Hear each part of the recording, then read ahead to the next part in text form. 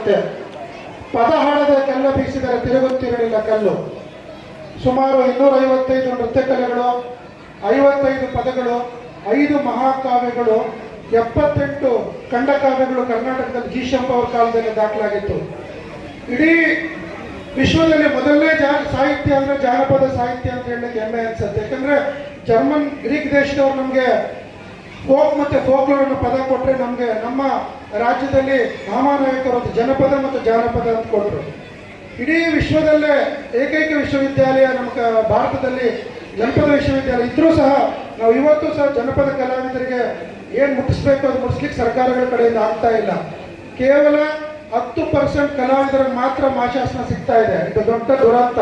ಮತ್ತು ಎಲ್ಲದಕ್ಕಿಂತ ಮುಖ್ಯವಾಗಿ ಕರ್ನಾಟಕ ಸರ್ಕಾರ ಮಾಡಬೇಕಾದಂಥ ಒಂದಷ್ಟು ವಿಷಯಗಳನ್ನ ನಾನು ನಿಮಗೆ ಸೂಕ್ಷ್ಮವಾಗಿ ಹೇಳ್ಬಿಡ್ತೀನಿ.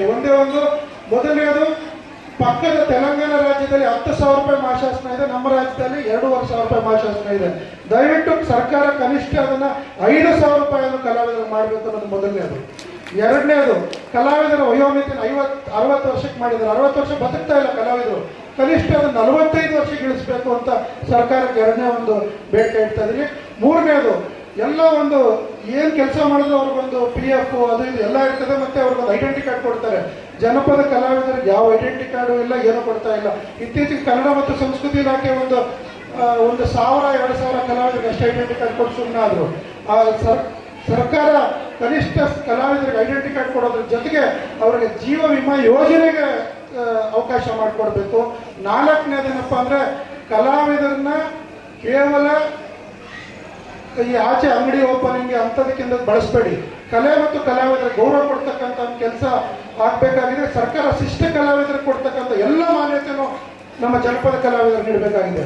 ಅದರ ಜೊತೆಗೆ ಮತ್ತೊಂದು ಬಹಳ ಮುಖ್ಯವಾದಂಥ ಏನಪ್ಪ ಅಂದರೆ, ಅಕ್ಕಪಕ್ಕದ ರಾಜ್ಯಗಳಲ್ಲಿ ಕಲಾವಿದರಿಗೆ ಡೆತ್ ಫಂಡ್ ಇದೆ, ನಮ್ಮಲ್ಲಿ ಡೆತ್ ಫಂಡ್ ಇಲ್ಲ. ಕಲಾವಿದರು ಸತ್ತ ತಕ್ಷಣ ಗ್ರಾಮ ಪಂಚಾಯತಿ ಅವರು ಡೆತ್ ಫಂಡ್ ಕೊಡಬೇಕು, ನಮ್ಮಲ್ಲಿ ಅದು ಆಗ್ತಿಲ್ಲ.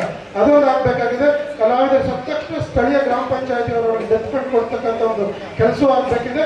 ಎಲ್ಲದಕ್ಕಿಂತ ಮುಖ್ಯವಾಗಿ ರಾಜ್ಯ ಸರ್ಕಾರ ಜನಪದ ಕಲಾವಿದರನ್ನ ಮತ್ತು ಈಗ ಸಿದ್ದಪ್ಪ ಅವರು ಹಾಡ್ತಕ್ಕಂಥ ಹಾಡುಗಳನ್ನ ದಾಖಲೆ ಮಾಡ್ಕೊಳ್ತಕ್ಕಂಥ ಕೆಲಸ ಬಿಟ್ಟು ಇವತ್ತು ಟ್ರ್ಯಾಕ್ಟರ್ ಹಾಡ್ತಕ್ಕಂಥ ಹಾಡುಗಳಿಗೆ ಭಾಳಷ್ಟು ಮನ್ನಣೆ ಕೊಡ್ತಾ ಇರ್ತಕ್ಕಂಥ ಆಗಬಾರ್ದಾಗಿದೆ.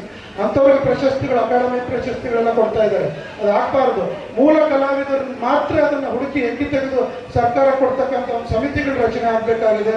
ಇಷ್ಟೆಲ್ಲ ಹೇಳ್ತಾ, ಮೂಲವಾಗಿ ಇವತ್ತು ಪಾಟೀಲರು ಭಾಳಷ್ಟು ಒಳ್ಳೆ ಮಾತಾಡಿದ್ರು. ಜನಪದ ಬೀಳಿಗೆ ಭಾಗದಲ್ಲಿ ಉಳಿದಿದೆ. ಸಿದ್ದಪ್ಪ ಅವ್ರನ್ನ ಸರ್ವಾಧ್ಯಕ್ಷ ಮಾಡಿದ್ದು ಭಾಳ ಒಳ್ಳೆಯದು ಅಂತ ಹೇಳಿದ್ರು. ಮತ್ತು ನಮ್ಮ ನಿರಾಣಿ